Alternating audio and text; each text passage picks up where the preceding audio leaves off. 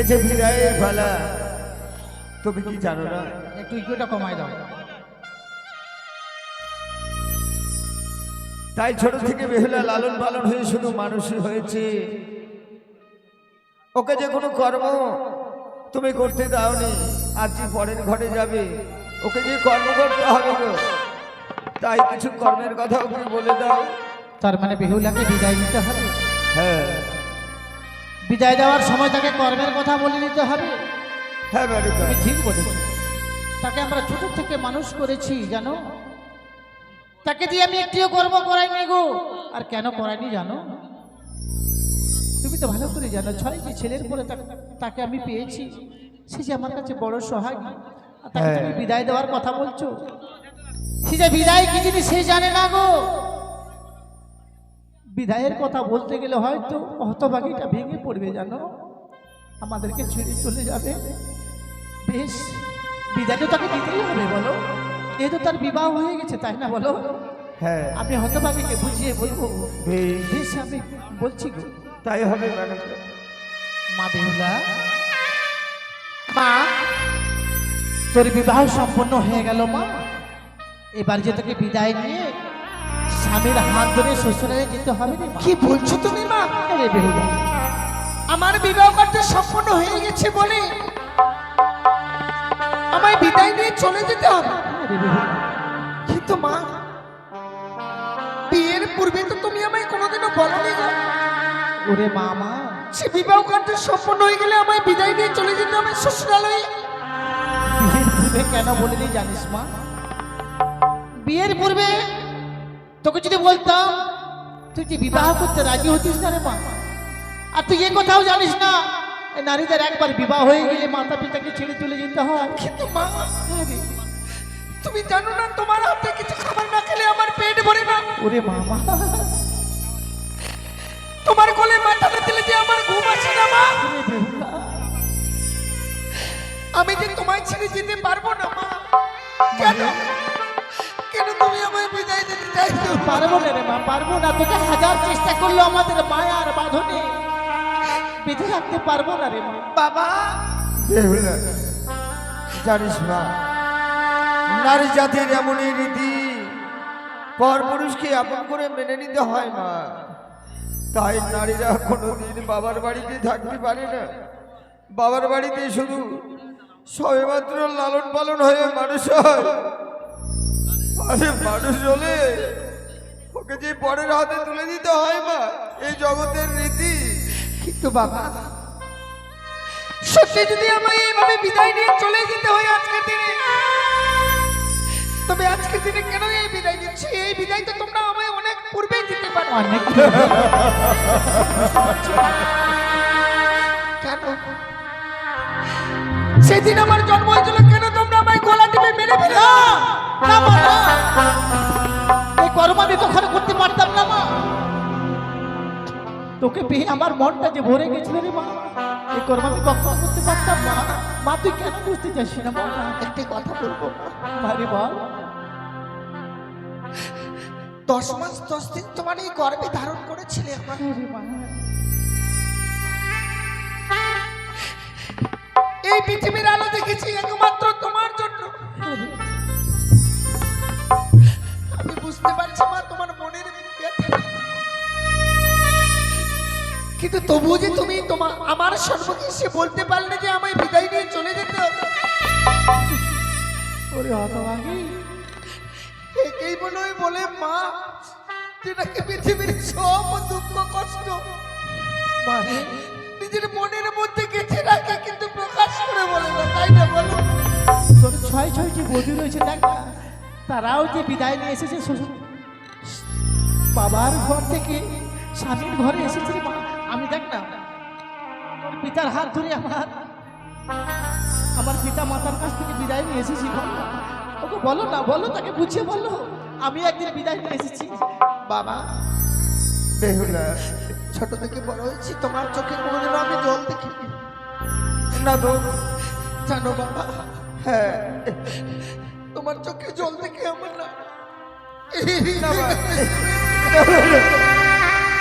ওই, আমি কাঁদিনি তো। আমি কাঁদিনি। 10 মাস দশের গর্ভে ধরেছে, কিন্তু জানিস আমার থেকে তোর বাবা তোকে বড় ভালোবাসতেন, জানিস জানিস রে মা। মা, ছোট থেকে লালন পালন করে তোমরা আমায় বড় করেছো, জীবনে যা আদেশ করেছো সকল আদেশ আমি পালন করেছি। আর একটা কথা রাখবি রে মা, বলো মা। ছোট থেকে বড় হয়েছিস, তোকে যে আমি একটি কর্ম করাইনি রে মা। শ্বশুরের লেগে কর্ম করতে হয়েছে, তো কর্ম জানা নেই রে মা। না মা, আমি তোকে কর্ম শিখিয়ে দেবো রে মা। তুমি আমায় কর্ম শিখিয়ে দেবে? বলো না মা, আমায় কি কর্ম করতে হবে? বলি ও মা,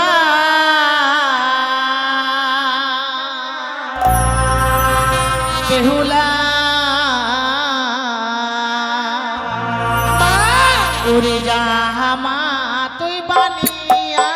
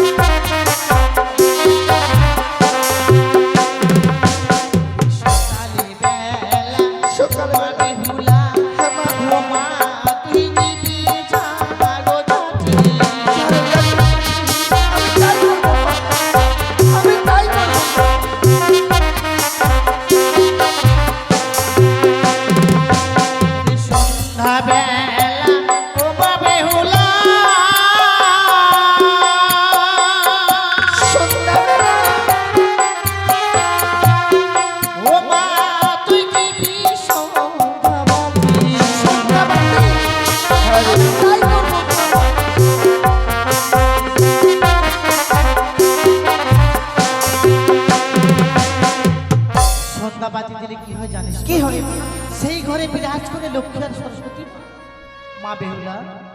আর দুটো কর্ম তোকে বলে দিব মা, এই কুকর্ম তুই কোনোদিনও করিস না রে। বলো মা।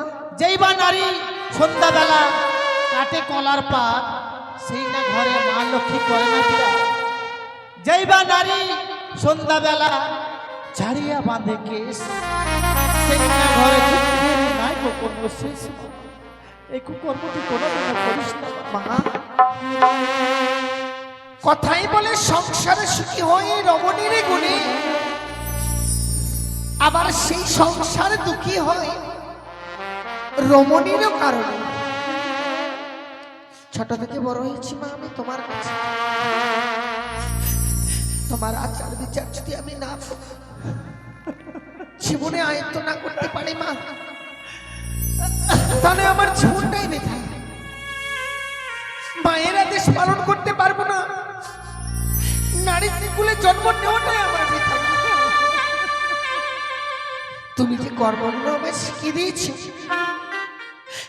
সেই কর্মগুলো আমি শ্বশুরালয়ে গিয়ে ঠিকভাবে আমি পালন করবো। বেশ মা, যেসব কর্মের কথা বলে দিয়েছে তোর মা, সেসব কর্মগুলি করিস মানে। হ্যাঁ, আমার বিদায়ের সময় হয়ে গেছে, এবার যে আমায় বিদায় নিয়ে চলে যেতে হবে। তোমরা আমায় প্রাণ করে আশীর্বাদ করো বাবা। বেশ মা, শ্বশুরালয়ে গিয়ে যেন স্বামীকে নিয়ে সারাটি জীবন আমি ঘর করতে পারি। বেশ মা, তোদের এই নবদম্পতি যে জীবনে যেন সুখী মায় হয় মা, যেন সুখী মায় হয়।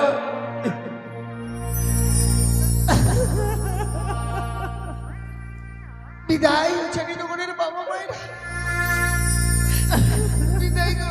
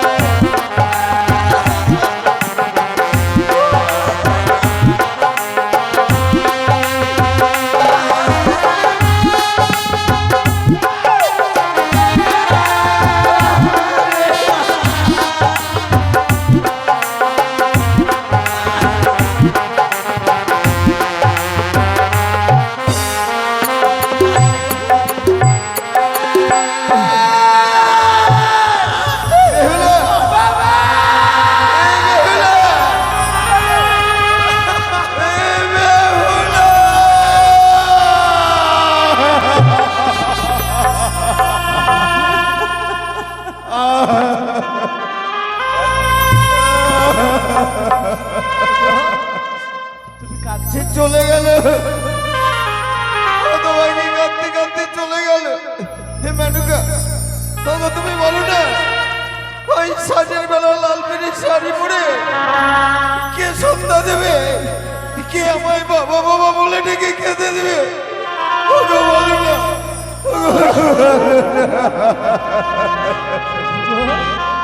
তুই এমন করে কাঁদবে না, তুমি কেন পাচ্ছ?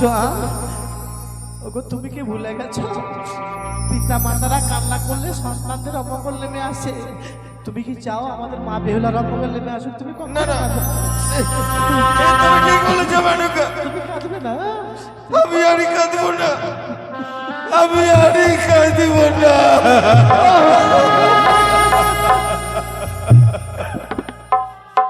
মেনুকা, তুমি আমায় একটু নিয়ে চলো না, ওই যে বেহুলা চলে যাচ্ছে, আমি আড়ার থেকে একটু দেখবো।